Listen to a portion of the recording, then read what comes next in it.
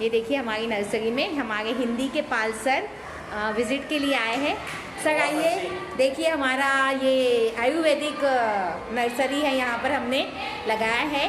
देखिए आप क्या कहना चाहेंगे इसके बारे में सर? बहुत सुंदर है मैडम जी जी। बरसात के मौसम में वृक्षारोपण आप कर रही हैं जी जी और जी। पर्यावरण की सुरक्षा के लिए, और कितना सुंदर है।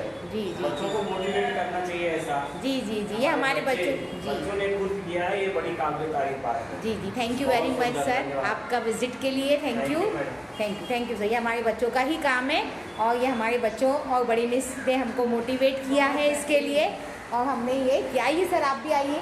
मंदीप सर, देखिए हमारी नर्सरी, देखिए आयुर्वेदिक नर्सरी में आपका स्वागत है। हाँ ये देखिए मंदीप सर, अजवाइन, और वो स्टोन का भी है यहाँ पर, स्टोन फ्री प्लांट भी हमारे बच्चों ने भी लाया है। हाँ हाँ ये है किडनी स्टोन के लिए इसको पीस के खाने से। इसका भी कुछ रहता है।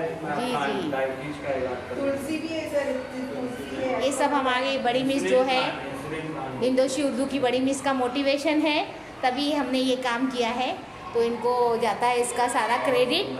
Thank you sir, thank you very much.